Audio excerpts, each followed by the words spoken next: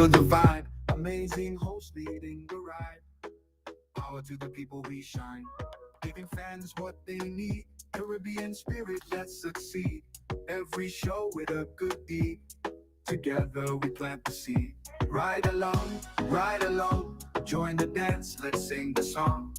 From island to island strong, with the host we belong.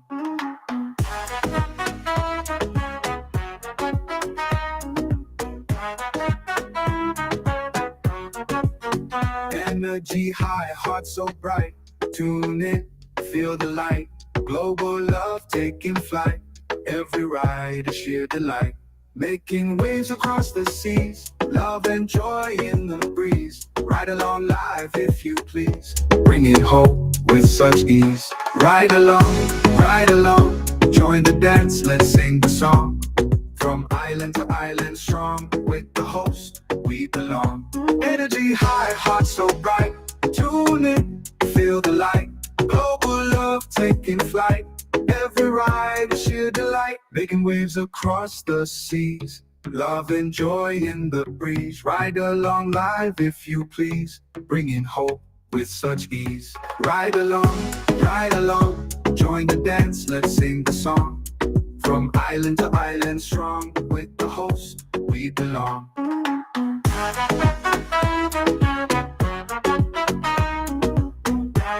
Looking for the ultimate island experience? Hop on the Ride Tuk Tuk Rum Punch Tour and explore Grenada like never before. Feel the tropical breeze, sip on authentic Caribbean rum punch, and cruise through Grenada's stunning scenery in our unique and fun tuk-tuks. It's the perfect blend of adventure and island flavor. Book your unforgettable tour now at RideGGD or call 473-422-1011. Don't just see Grenada, experience it with Ride Tuk Tuk Rum Punch Tours. Are you a progressive young leader, a proactive emerging executive, a rising professional? Then you need appropriate cover for your vehicle. Introducing the Pro Motor Plan from Beacon. Car insurance that includes free loss of use, windscreen cover up to $3,500, free special perils, free accident forgiveness. Get Beacon's Pro Motor Plan today. Don't procrastinate. Call Beacon today at 440-4447 or visit Beacon.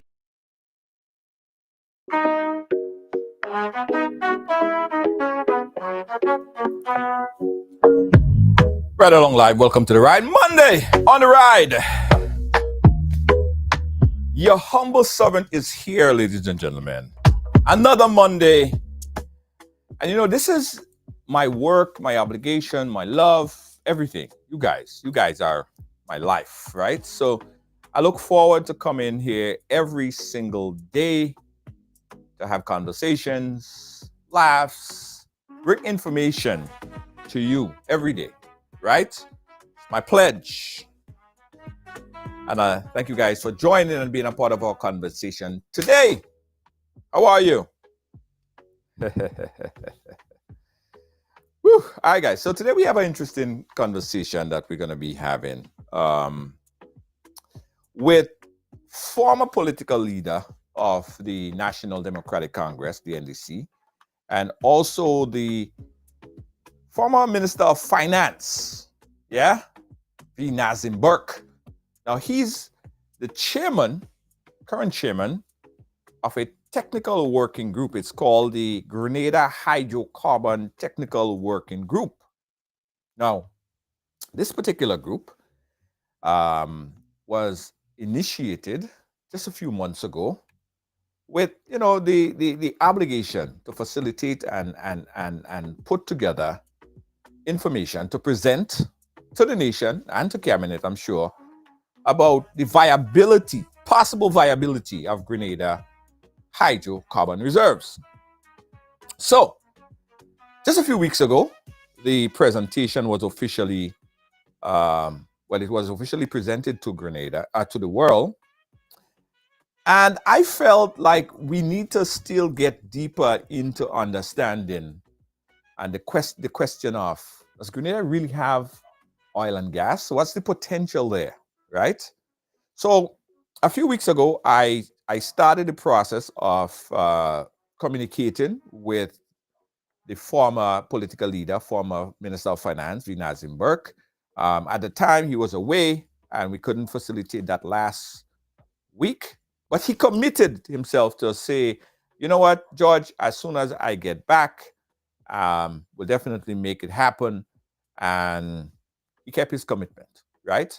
So today we're going to have this conversation with Nazim Burke, the chairman of the Grenada Hydrocarbon Technical Working Group. It's very interesting that we have this conversation today because just a few days ago, the newly minted Prime Minister of Trinidad and Tobago, Kamala Persad-Bissessar 2.0, was officially sworn in. And she made some statements, right? And a lot of people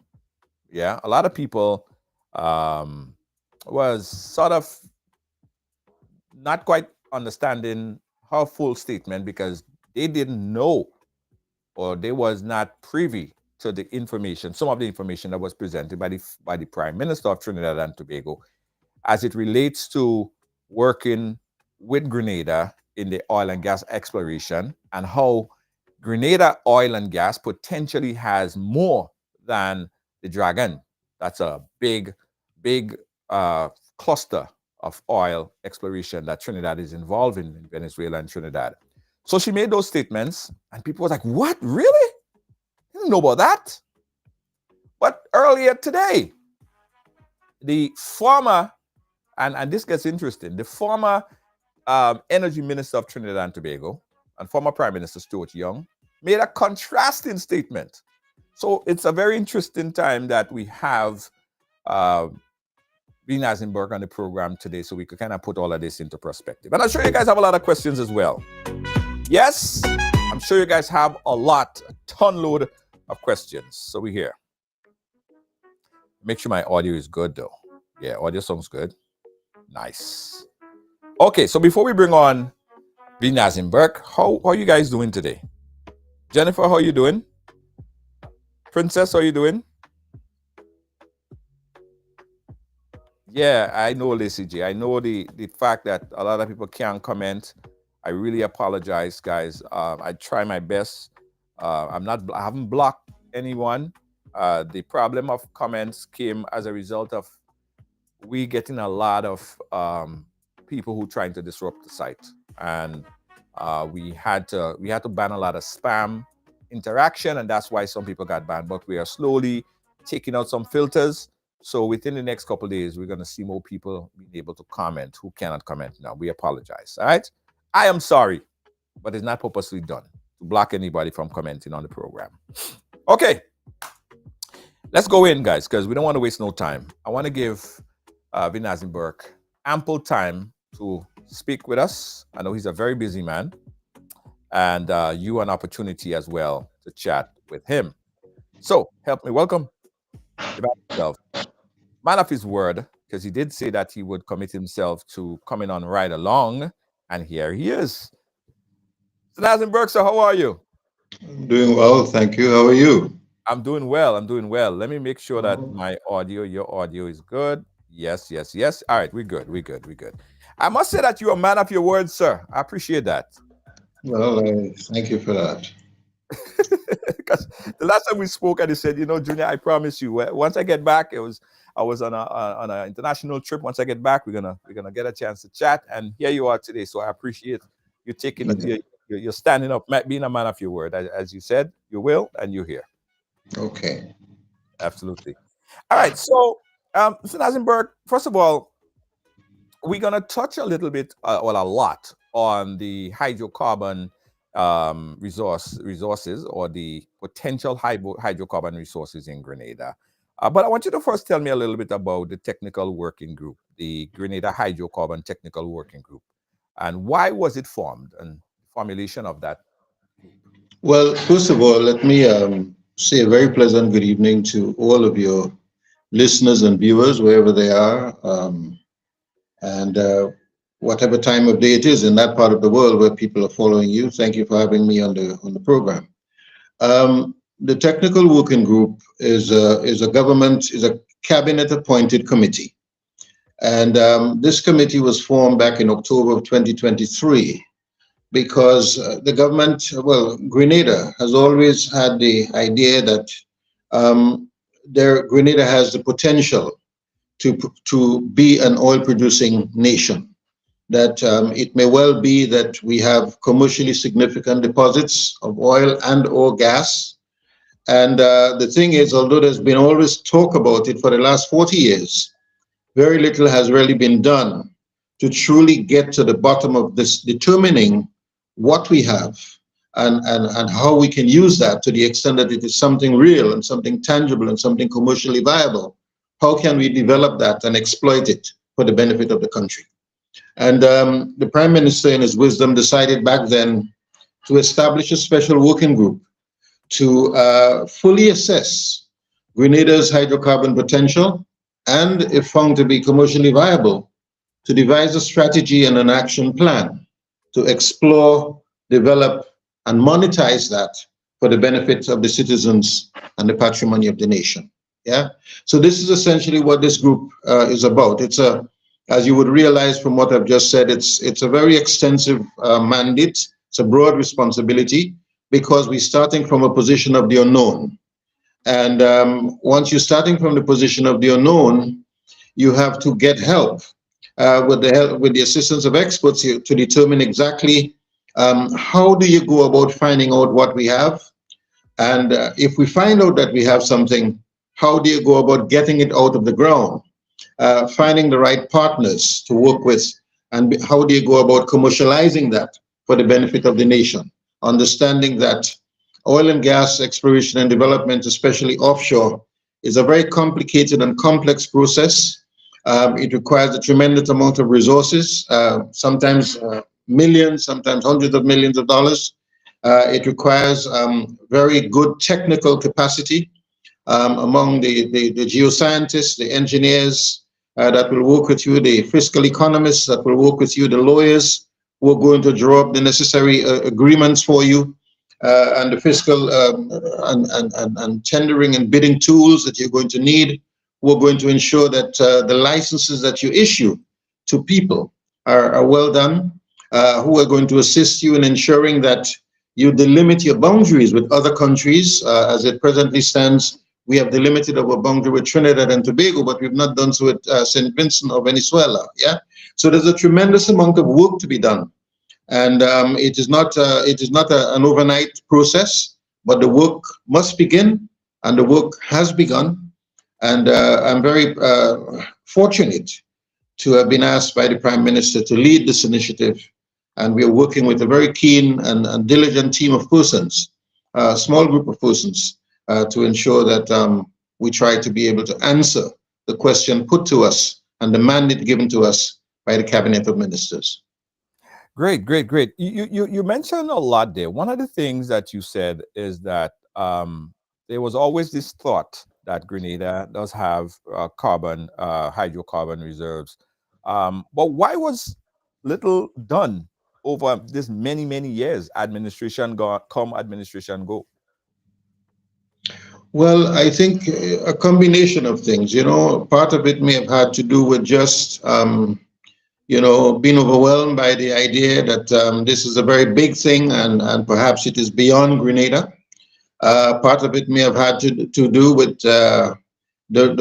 some terrible missteps that were made by previous governments, or at least one previous government, by entering into relationships with people who did not necessarily have Grenada's interests at heart, with people who unfortunately did not have the experience themselves in oil and gas exploration and development, and people who were simply driven by their own financial and economic motives. Yeah, and perhaps in that respect, our governments did not act with sufficient speed and alacrity and diligence to recruit people in the know, people who know what to do, know what it's about, and enter into relationships with people who truly had the experience and expertise to guide us as we went forward. So I'm sure it's a combination of reasons, but it is what it is. I don't think at this stage you want to sit and lament and get into the blame game and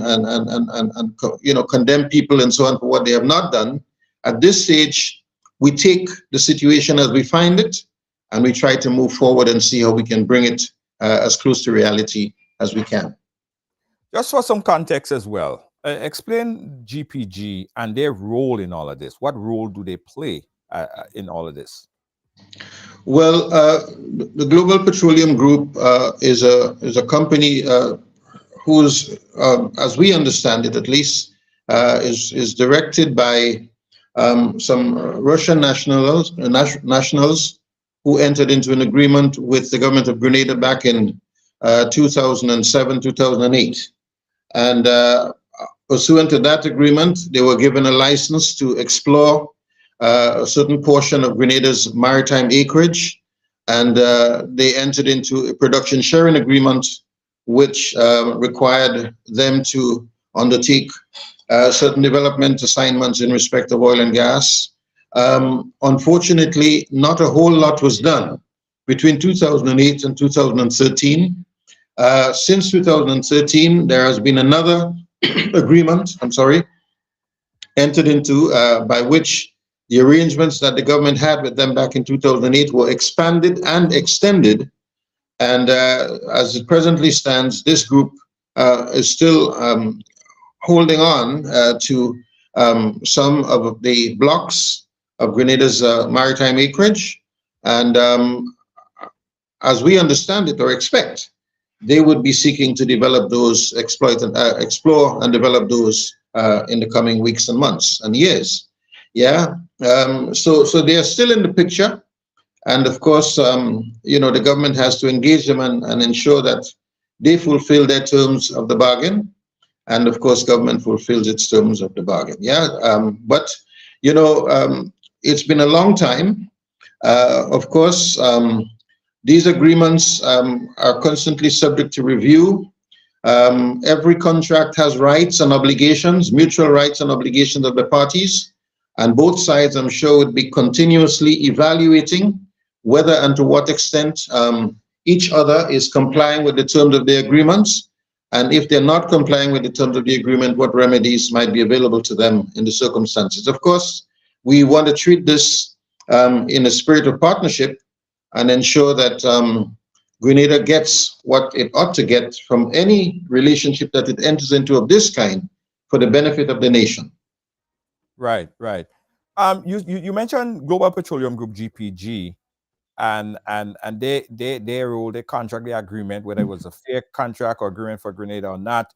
But they did substantial work. What was their finding? And did they find that? Well, I am not, it is difficult for me to speak about their findings because I don't have all the documentation that would say what their findings were. One of the challenges that we've had in our engagement with the GPG is that we do not have in our possession all of the documentation that form the subject matter of the agreement between the government and the GPG. I think you would know by now that the Prime Minister announced when his government got into office that they were unable to find much of the files relating to energy in the ministry. And that being so, many of the documents that we would want to be able to fully assess the relationship, fully understand our obligations, fully understand our rights, fully understand the obligations of the GPG and the rights of the GPG are perhaps still not in our possession. We have been engaging with them. The idea, of course, is to get from them as much documentation as is possible. They have given us some documents. There are other documents that we are aware exist that we have not been given copies of. And so it makes it more difficult for us to move forward with the relationship as smoothly and as quickly as we would like. So you're saying that documents that detail the terms and agreement of the particular contract between Grenada and GPG is not, you can't find, you have no access to it, so you cannot really determine what the findings are. So you're basically not sure. Grenada is not really sure of that relationship based on. No, we are not saying we're not sure of the relationship. We're saying we're not sure of the findings. Yeah. Okay. We're not sure of the findings, and so it's a work in progress. We are continuing to make our best efforts to engage the GPG, and of course, as time progresses, we anticipate that much more of the documentation will come into our possession. We've been able to piece together a lot of what we now know, not just from the few documents that we've gotten from the GPG, but from other sources, other sources inside and outside Grenada. We've been able to piece together the narrative, as you might say. But as I said, it's a work in progress, and we don't want to go about making pronouncements without carefully considering all of the information we have. As we mentioned before, we have retained the services of a team of consultants. We've retained the services of a lead geoscientist of very high international repute. We retained the services of a very experienced petroleum lawyer. These are all persons that we are working with to try to get to the bottom of the present situation and to fulfill our mandate as put to us by the government. Right. One question I saw Lacey J asking, and I had in mind to ask it as well. I'm aware of what you said initially about the relationship and the findings, but did any exploration at all took place? As far as we know, one well was drilled, an exploration well. It's called the Nutmeg 2 in one of the blocks. As it presently stands, though, we are unable to say what has been the true extent of the outcome of that drilling enterprise. We don't know whether, we have not seen the well logs, we have not seen the drilling logs of that well. We don't have the outcome. We don't know whether that well has been tested. As far as we know, an appraisal well has not been done. And so there are still some questions yet to be answered. Right. That's pretty interesting, because earlier today we saw a comment made by the former energy minister, Stuart Young. I'm going to play that back in a little while. But it seems like if Trinidad know about the finding of Nutmeg 2, or the amount or lack thereof in Nutmeg 2, but it seems like they have more information than Grenada in terms of that exploration.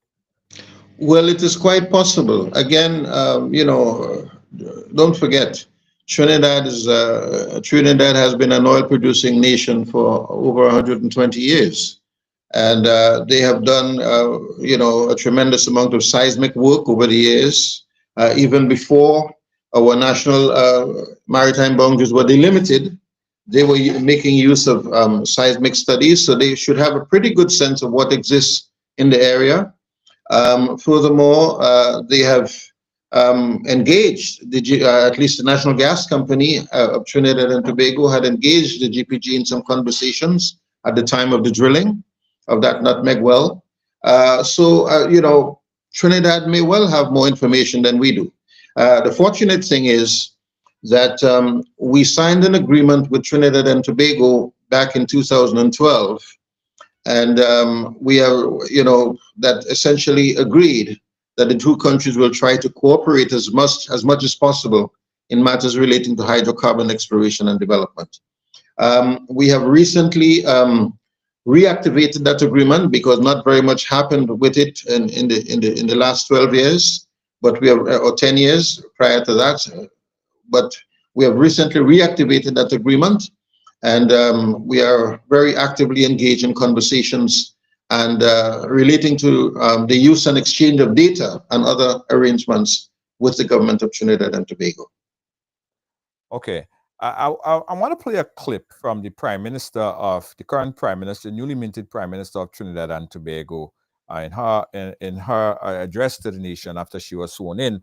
But someone just put a question in there, and I want to get your feedback on it. The documents that are that cannot be found right now, is it that it cannot be found now, or the document just does not exist, that it cannot be presented, or someone or some person or individuals are blatantly concealing those documents from the administration? Well, we can't say who is concealing, but we can say that there are documents that we know exist that we have not seen. Yeah, we know they exist, so it's not a question if they exist. We know they exist because they are referred to in other documents that we have seen, but we have not seen those documents.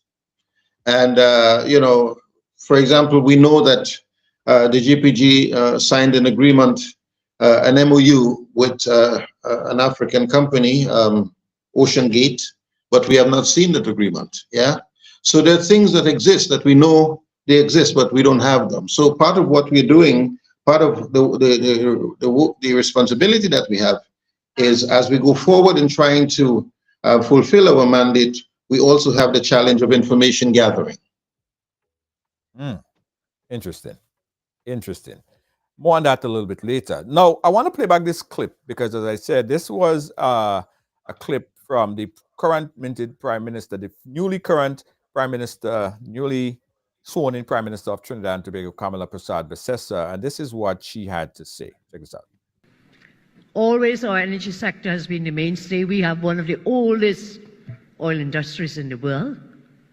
So we have that competitive advantage, which you can use to market to our CARICOM neighbors right here, and of course further afield. But my Minister of Energy has been mandated from day one, let's explore the offer being made by Guyana to bring gas to Trinidad and Tobago. Let us explore as well. Let us explore as well what we can do. Suriname is also energy producing. Again, we can partner with them. But I have a surprise for you. I intend to send my Minister of Energy to Grenada because I'm being told that Grenada Offshore has more gas and oil than the Dragon Field. So shall we explore that? Let us explore that. All right. She said she's surprised. She have a surprise for you. Help me put this into context, Mr. Burke. Well, I don't know if I can help you put it into context. I mean, what I can say is that we are also very encouraged by the Prime Minister's commitment to send her energy minister to Grenada to explore partnership and to ensure that whatever potential there is for oil and gas development in Grenada, we can leverage that relationship with Trinidad to get the most out of it for the benefit of our citizens. Yeah, I can't speak to quantities. I don't know. As I said, it may well be that Trinidad has more information than us. I don't think you would be surprised by it. We are new to the business, no? And so, you know, they may well have much more information than us, but we are truly encouraged that the Prime Minister sees this as a priority to engage Grenada at the earliest opportunity, and let's see what we can do together. It can well prove to be a win-win for Grenada and for Trinidad and Tobago. So we are quite excited by that prospect. But who told her that? Did she speak to someone on the technical working group? No, that's where your journalistic skills come in. You have to try and get an interview with her. Yeah, New York doesn't mean you can't interview her. You need to try and get an interview with her. No, it might shed light on it for not only for yourself and your listeners, but for all of Grenada. So please do that for us. See if you can find out who told her that, so we can assess its credibility and its viability, and see how we can move forward. But did she have a conversation with anyone on the technical working group? No, but remember, I mean, in fairness, Junior, she is only 2 or 3 days in government, yeah? Right. And I think the fact that at her inauguration, she's announcing that she has decided already to send her Minister of Energy and Energy Industries to Grenada to engage Grenada on the subject. We really couldn't ask for anything more. I don't think we can realistically have expected her to engage individually and personally to have engaged the members of the technical working group at this stage. Okay. At what levels do you think that Grenada could work with work with Trinidad? On what, basically, I mean, from what aspect and what level do you think that we could engage Trinidad at this point? Well, many different levels. The starting level, of course, is data exchange. Remember, as she pointed out, they have information that we don't have. They've been doing this for years about the maritime environment in and around Grenada and Trinidad. And so one of the things that we hope to get from them is information, data, to share with us data that they have that can assist us in better understanding our our basins. Yeah.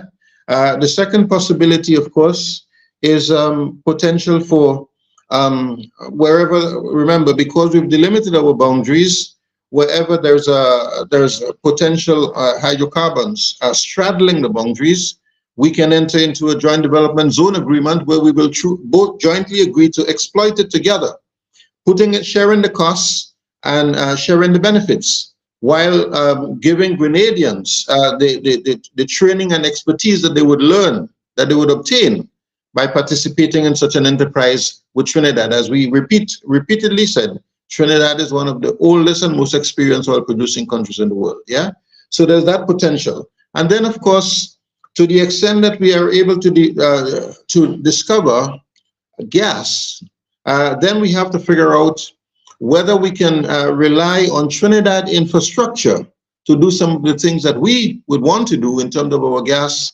processing and marketing, rather than simply trying to rebuild all of that infrastructure here in Grenada, which is a much smaller country, involve a lot more infrastructure, and we may well be able to short circuit and get to market much quicker if we were able to partner with Trinidad in some of these initiatives. Yeah, so we see a tremendous amount of potential engaging with Trinidad, and that's why I'm saying we are quite excited about the prospect that was raised by Prime Minister Kamala Bessasar. Yeah, do you know what evidence you have in your possession that supports her claim that Grenada Reserve may surpass that of the Dragon Field? No, I don't. I would not want to get into any kind of speculation here. I really don't have any information in my possession that would say so. But if she does, as I said, we are quite excited by the prospect, and we are looking forward to engaging. Interesting. All right. In full contrast, the former Energy Minister, Stuart Young, made this statement today, which was sort of more cautionary than the Prime Minister's statement. We'll take a listen. Frankly, it is irresponsible, including a 30-year license with Venezuela, say no. And this is a sting in the tail. Dragon, people may see as the politics in decision making that will ultimately harm the people of Trinidad and Tobago. The first thing I'd like to touch on is I saw it being suggested by the Honorable Prime Minister Kamala Bessasar, as well as her newly appointed Minister of Energy, the Minister Rudal Munilal, the new Minister of Energy and Energy Industries, that they are now going to turn towards Grenada. And the exact words were, Grenada Offshore has more gas and oil than the Dragon deal. I'd just like to offer some cautionary words with respect to this. It was in 2012, a government led by Ms. Bessasar signed an MOU with Grenada with respect to hydrocarbons, an energy sector development framework agreement in 2012. But in 2018, the NGC went and signed a commercial arrangement with a company called Global Petroleum Group, which was, I believe, a Russian-based company. We negotiated at the time a commercial term sheet for any gas reserves that were found, not gas reserves, any gas that would be produced. So actually arranged and negotiated commercial terms. However, the facts are that this one well was drilled in a field called Nutmeg. That one exploration well, unfortunately, had to be abandoned and has been capped. That is since 2018. The way the energy sector works is that right now there are no proven reserves. All right, I'll stop it right there because I want to ask about that abandoned and capped. Do you know about that? The GPG, so he's saying that that particular well, Nutmeg 2, was abandoned and capped. We have heard so ourselves, but we have no concrete information to that effect. Okay. And just from your knowledge, why would it be abandoned? Because I'm thinking if it was of surplus or if it was could be monetized, it would not be abandoned. What's your trend of thought? No, I mean, I'm not a technical guy, okay, as far as that is concerned, but it may have to do with the drilling techniques and drilling methodology. Yeah, it may not necessarily have to do with reserves. We have seen a report that suggests that they found some leads there, but nobody has gone further with it. It may have to do with financial means, you know, to move to the next step. We don't know if GPG has the funding to do what they're supposed to do.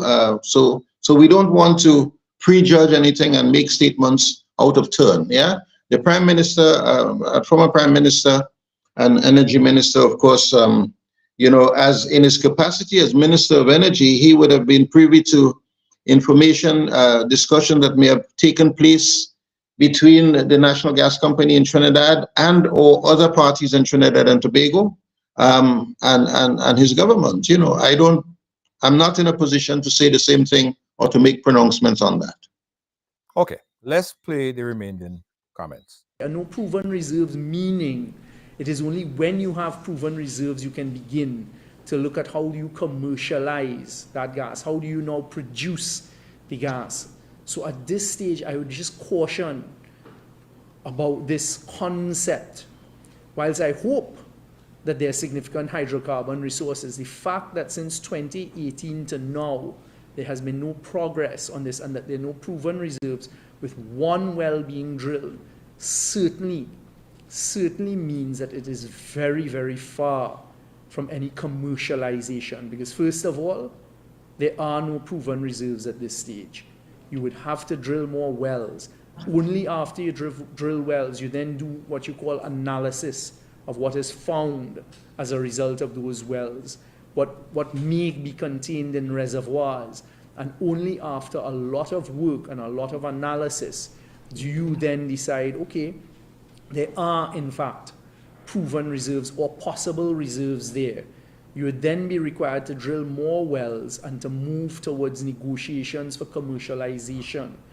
This is also going to be fields that have no close infrastructure nearby. So to commercialize and to bring any such reserves to market is simply not at this stage a feasible concept.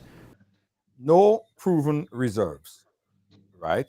So based on what he's saying, there is no substantial amount of information that would lead anyone to say, you know what, I'll invest $100 million into drilling the additional wells, because as the former minister is saying, there were no proven reserve.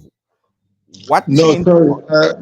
Yeah, but please do not, please understand, put it that way, Okay. that it is the drilling of those wells that will determine whether the reserves are there or not. You see, all that is done is, I mean, the first exploration well is done basically on a hunch, you know. After you get the seismics, you say, look, based on what the seismic surveys are showing, there might be something here, let's drill a well and see. Yeah, there may be something, there may be nothing. Yeah, but even if there's something there, yeah, until you do those secondary wells, until you do the appraisal wells, you cannot speak about proven reserves. So what he's saying is, quite correctly, it is the drilling of those additional wells that will tell you whether there are proven reserves or not. So the drilling, there is necessarily risk involved in oil and gas exploration. When you begin to drill, you're not entirely sure you will find anything. But even after you find some leads, you have to drill further, do additional wells, appraisal wells, to find out whether the reserves are proven reserves. That's how you find out. And what he's saying is, quite correctly, one well was done in 2018, nothing else has been done since then, so he can't say that there are proven reserves in the area.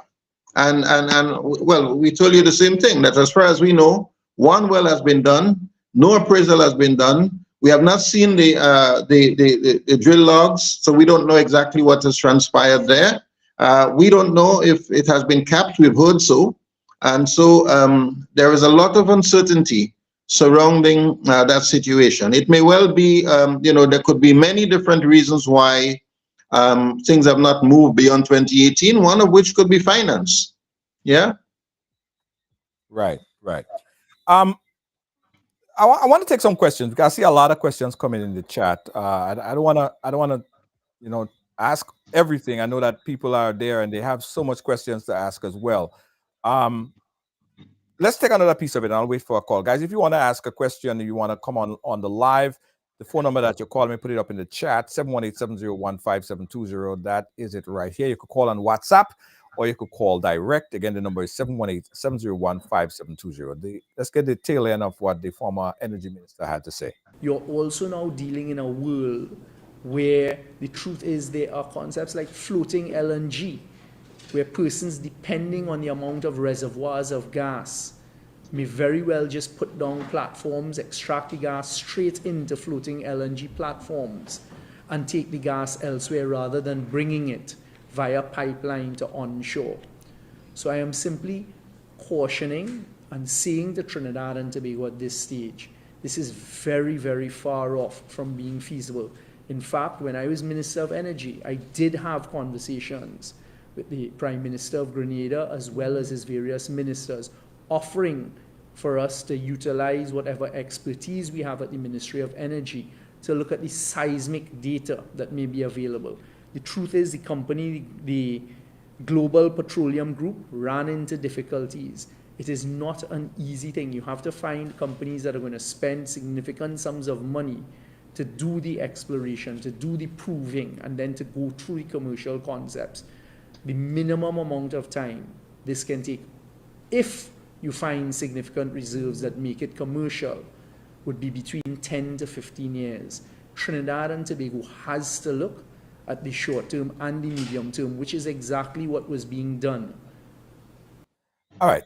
The exploration and the time frame, Mr. Burke. Or could you adjust your camera a little bit again? I'm just seeing like a lot of your roof. Okay, perfect. Yes. The energy minister dwelled on a lot on the time frame, and this is a very long term, 10 to 15 years. How do both perspectives shape the future strategy of Trinidad and Tobago involving in Grenada's energy sector?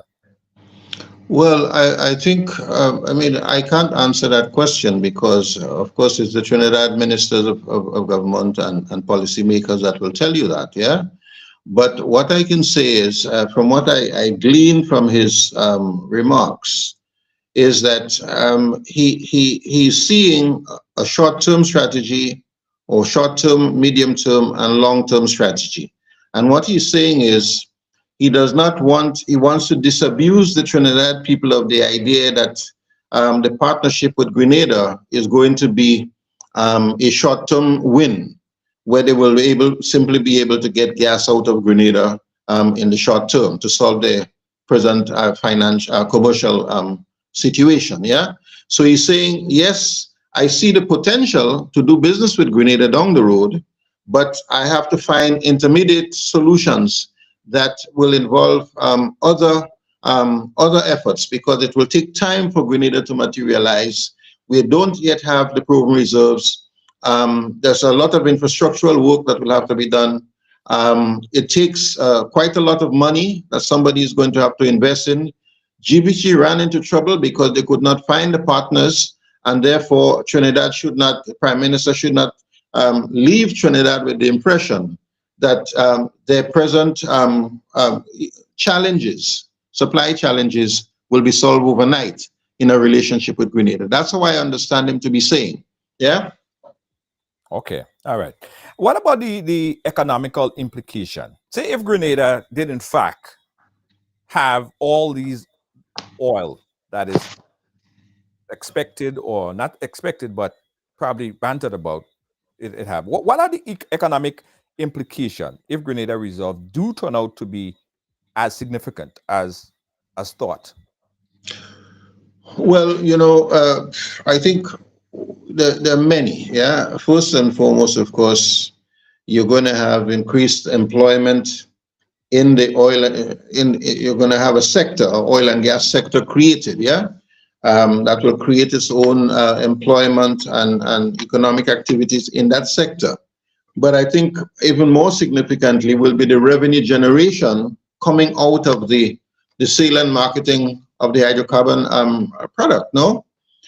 So in terms of revenues, given the price of oil and gas in the international market, Grenada would be able to sell in addition to being able to provide an indigenous supply for its own use in Grenada to stabilize its own energy mix, Grenada would be able to sell to the rest of the world, and that in turn will bring revenue. So it will create opportunities, jobs, it will create revenue, it will provide the means by which the government can now engage in the development of our health, our education sectors, infrastructure, roads, bridges, ports.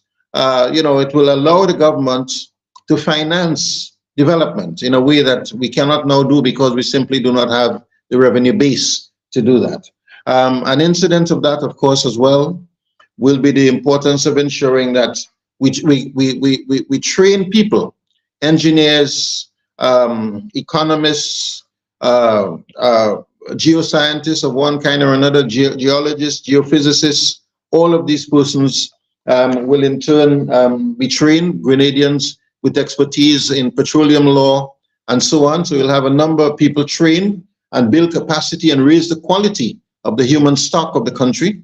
And of course, you have the issue of local content, which is that apart from what is happening in the sector itself, there will be a number of other industries that will develop in and around the oil industry, servicing those industries. For example, if you were to set up a rig outside of Grenada, drilling for oil and so on, or doing exploration work or development work, production work, then the men that are on the rig will have to eat, will have to be fed, will have to have clothes, will have to do all the other, their needs have to be met.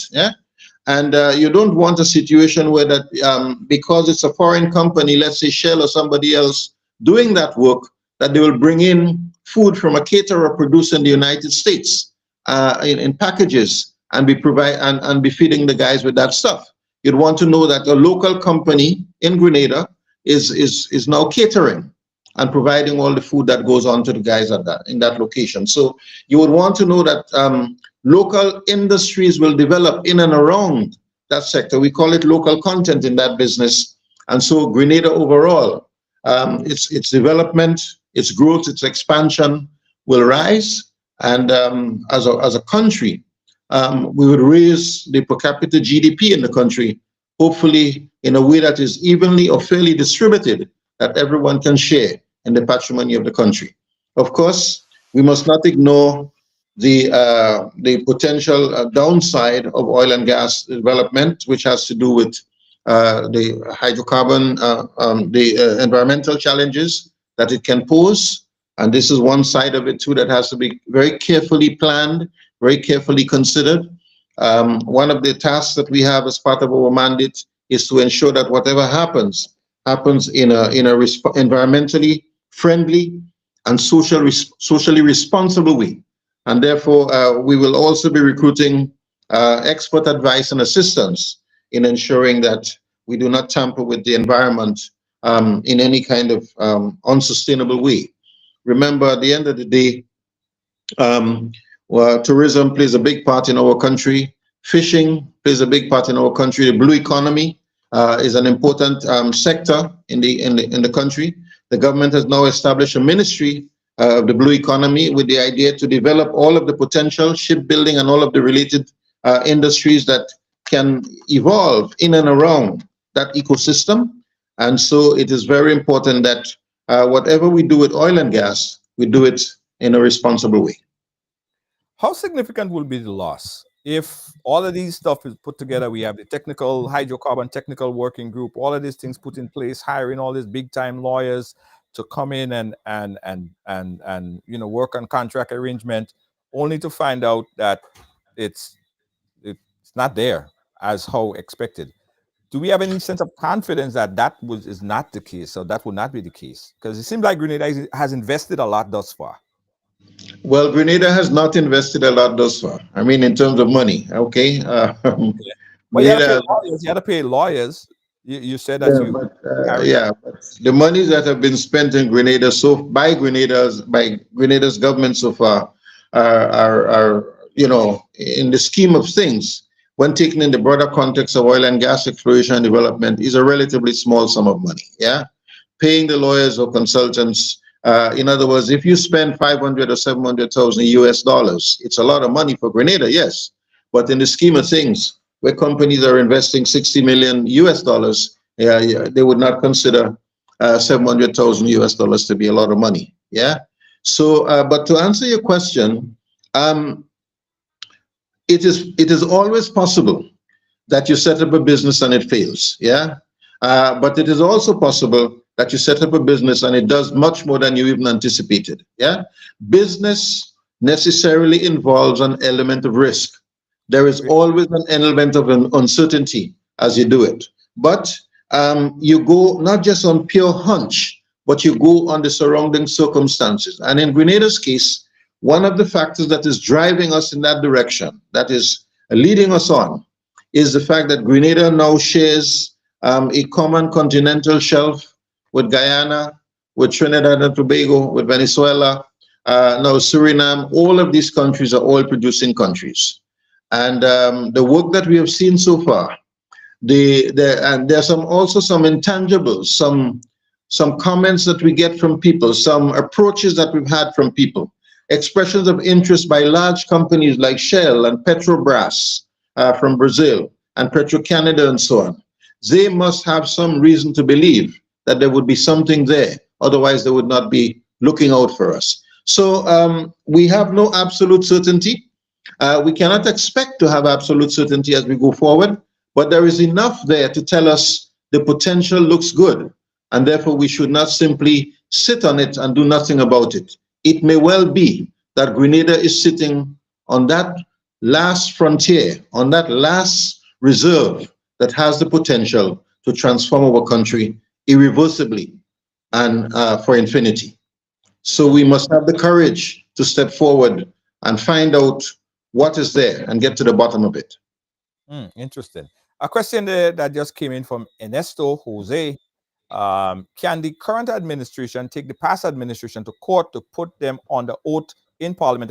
Example, lower house on the questioning for, I guess that for the documents or information that it was not received. Well, I cannot speak for the government in matters of that nature. I'm really working on the oil and gas potential. Yeah, this is a legal question which is better put to the government officials. But of course, governments can always do things that would help to get information. Yeah, one of them is a commission of inquiry somebody can set up. One of them is an investigation of some kind, so there are different ways to get information. Of course, you hope that it never has to get there and that people will voluntarily provide the information that is needed. We are all Grenadians. Whatever is discovered will be for the benefit of Grenada. If you love Grenada, don't hold back from Grenada. Don't hide information from Grenada. Do not work with the people who do not have Grenada's interests at heart. Do not work with them against the interests of Grenada. We just hope that everybody would realize that as a small, open, underdeveloped economy with such small size in such a vulnerable part of the world, with hurricanes, volcanoes, earthquakes, and challenges that can transform our country and wipe it out overnight. In order for us to succeed in that kind of environment, we all have to put our heads together and do the best we can for our country. Absolutely. Where do we go from here, Mr. Burke? Where? Well, we are continuing the work. We are continuing the work. As we said, getting the data is important. Finding the right partners are important. So there are a couple of things. One, we want to know Grenada's hydrocarbon potential in Grenada's basin. Two, we want to estimate the monetary value and the potential contributions it can make. Three, we want to attract credible partners. It is absolutely important to get the right people, to get the right partners. You don't need crooks, you don't need criminals, you need commercially reputable people who are tried and tested, who have money, who have been in this business before, who have worked in several other upstream environments before, and they know it, and they've proven that they can get the job done. We need those kinds of partners. We some legal work, of course, to ensure that we develop the necessary legal instruments that would be required. Our petroleum laws need to be reviewed and reformed, revised. We need to develop model production sharing contracts and agreements. We need to enable the industry. We need to train our people, because we're going to need people to get the job done, and we can't just be bringing in foreigners for everything that we need. We need to begin to train young Grenadians. We have some young Grenadians who are very excited about what we're doing.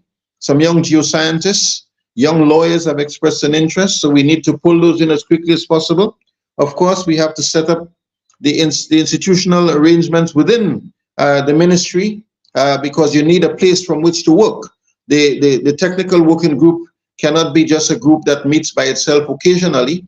We have to find a way to get into the mainstream of the bureaucracy, to ensure that whatever decisions are taken by the cabinet can be quickly executed, because you don't want decisions to be made, opportunities to exist, and we're not able to take advantage of it because of bureaucratic bottlenecks. Overall, we think the potential is good, and we are very excited about the mandate. We're working very closely with the experts, and we will continue to give you and the nation updates from time to time. We said to some of your colleagues, don't come to us every week and expect us to give a statement. Yeah, what we are trying to do is get some work done, and we would prefer to be reporting when we achieve at milestones or arrive at milestones, not just speak out of turn and for the sake of it, but to try to carry out the mandate, and as we go forward, keep the nation informed. The Prime Minister has indicated that his government is going to ensure that he does not practice sharp practice with them, that he hides information from them, that he signs secret contracts with people and they don't know. The communication between the government and the populace is extremely important. And of course, we, in the fulfillment of our mandate, are required to speak to the media as necessary, and to keep the cabinet, of course, report to them routinely on what you're doing, and to keep the public informed at the request and direction of the cabinet of ministers.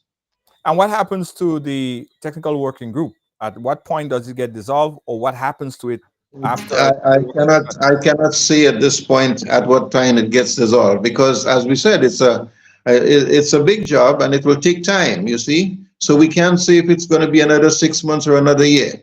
It started with a year with the understanding that it will be extended from time to time, and that is what has been happening. Yeah.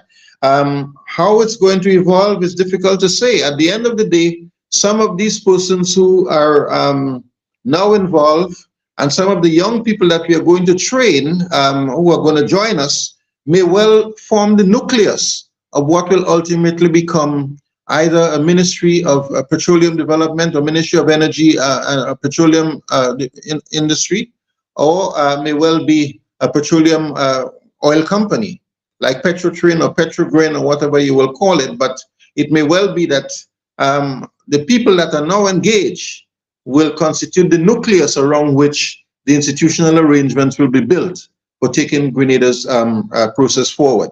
As we say, only time will tell, because at this stage, our first objective, as Minister Young was saying, is to find out what proven reserves exist.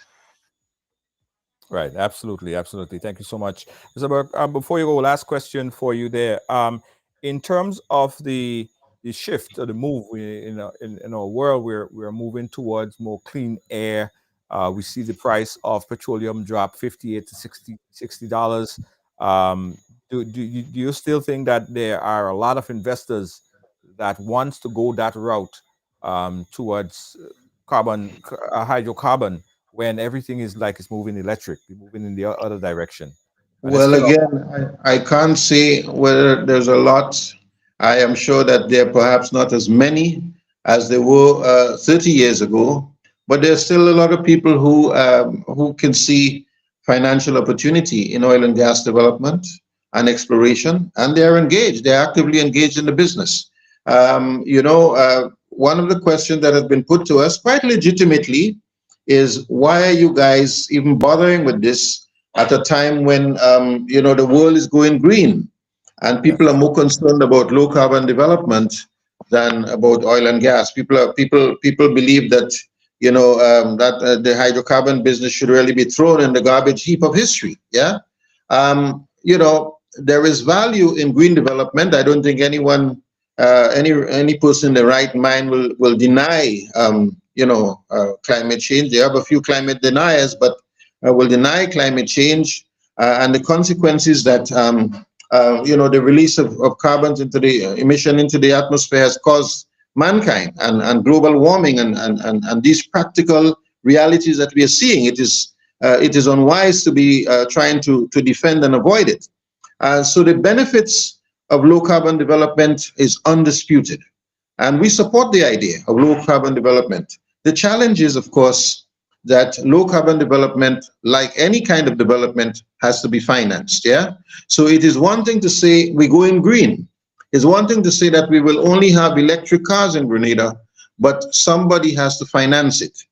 And these countries simply do not have the financial base upon which to simply embark on their own on low carbon development. Many of the funding mechanisms, the Green Development Fund, the Climate Fund, and many of the funding mechanisms that have been developed coming out of the COP meetings have not really borne fruit for these countries in a way. There are bottlenecks. The speed with which monies are released for climate adaptation, is really very, very slow. And as such, at the end of the day, these countries still have to find a way to feed their people and to provide their needs. Yeah. So, in the first instance, you want to look towards, stabilizing our own energy mix. So for indigenous purposes, but of course, we would want to know that we can generate revenues from it, and the revenues in turn can then be used to finance the green development of the country. Absolutely. Thank you so much, Minister. I almost call you Minister. That was a few years ago. Mr. Nazim Burke, thank you so much for coming and giving us that information. And listen, whenever there are any updates, feel free. You could send us a press release, or if you care to come back, we'd love to have you to get updates on this developing sector here in Grenada. Thank you so very much. Thank you so very much. Yeah. Appreciate it. Thank you. All the best. Yeah. All right. Thank you. Yeah, so that was Mr. Nazim Burke there chatting with us on the technical working group, guys. I was looking at a document the other day, right? And some people was saying, well, of the belief that is only oil and gas, right? But I saw the documentary and it was saying there are over 600 other products that could be extracted from oil and gas exploration. It's not only oil and gas, there are over 600, including leather and other products. So you never know where people are going green. And even if in the next 20 to 30 years, everything is electric, they're still going to have need for stuff like leather and other products, over 600 other products that could be made from hydrocarbon. So this is a pretty exciting time. Someone else also said, and I understand that, right? I understand this. Someone said that they hope that it's not a reality. And it's something is debatable, right? Because people said, this actual person, they said that, look, places that have oil and gas, they always seem to have more money, more problems, right? Look what's happening, right? I think with good governance and you have people who are serious about development, the rate of implementation and the proper usage of the resources, hopefully there are less of this corruption that we see in other places. It could contribute significantly. Look at Guyana in particular. Guyana is the fastest rising economy because they did their exploration, and Guyana right now has oil, export millions of barrels of oil. About when it was last year or so, the government were able to put together, I think, $100,000 per household, something like that. Don't quote me on that.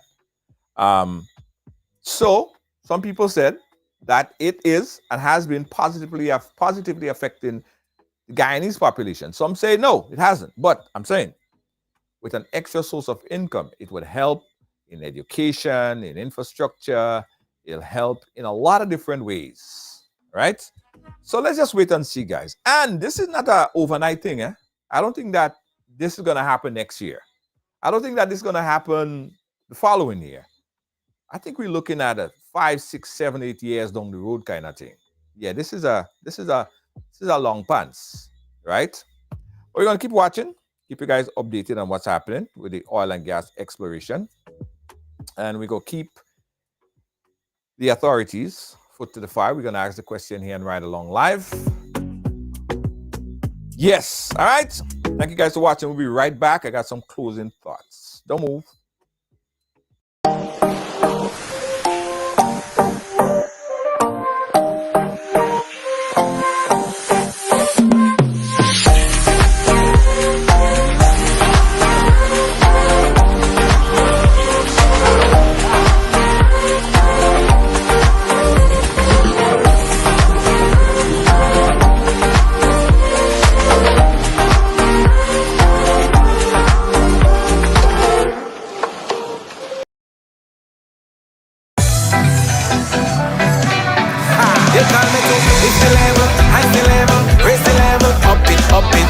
What if you had a choice? A choice of joining a line or a choice of making your purchases online? What would you choose? While you ponder on that, the National Lotteries Authority has provided another purchasing option. All their games are now available online. Yes, Grenadians! From wherever you are, purchase your favorite daily and jackpot type games using any electronic device. Register on the NLA's website at www.nla.gd.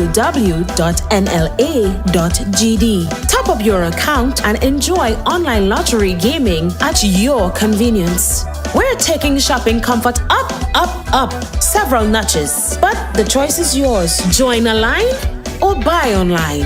NLA, make your dreams come true.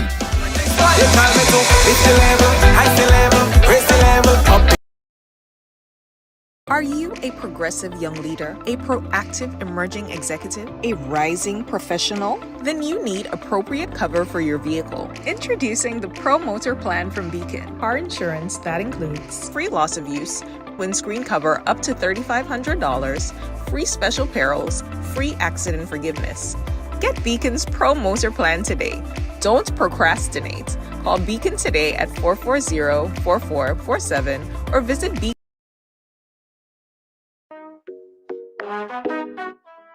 Right along live again, guys. We listen. So many things happening, huh? I just saw an article that was just sent to me here, and that's regarding immigration in the United States. Now, tomorrow we're going to be speaking a little bit about that, and what's pissing me off, because it seems like every day is a new thing, right? People can't get a break, especially immigrants. I just saw this article that was posted that said that the Trump administration is offering all immigrants $1,000 to leave the United States. And someone wanted to fact check that and find out if it's true. We're going to touch on that tomorrow, because I think that there have been so much information circulating. Again, some of it is total fabricated stuff to scare people. Some of it have some truth, but we urge everyone to get the legitimate information, the right information. So tomorrow, we'll have an immigration conversation with our attorney, Dione Winter-Funde, to find out about all these things that have been going on in immigration, right? As well. Absolutely. Right along is your home. Welcome home. Thank you guys for watching. Catch you guys again tomorrow, right here on Ride Along Live. Lacey J. Sorry again, guys, who cannot comment. I really apologize. I'm trying my best to include and put everybody back in. But the algorithm on Facebook, Jed, I tried everything and it's just not working. So we apologize. But we're working on trying to fix that, right? So if you cannot comment, We're gonna try to fix that, and hopefully by the end of the week we resolve that problem. Okay, Lydia, I'm sorry. I know you're on you're on YouTube, and you can't comment on Facebook. Yeah. All right. Okay. Catch you guys again tomorrow, guys. Don't forget. If you want to advertise your business, if you want to advertise, give us a call right here on Ride Along Live. Yes, advertise your business on Ride Along Live because it pays to advertise. Are you looking to take your business or event to the next level? Advertise on Ride Along Live and reach over 10 million viewers worldwide every month. With a global audience tuning in for the latest news, entertainment, and culture, your message will get the exposure it deserves. Don't miss the opportunity to showcase your brand to a diverse and engaged audience. Ride Along Live, where the world watches and your business grows. Contact us.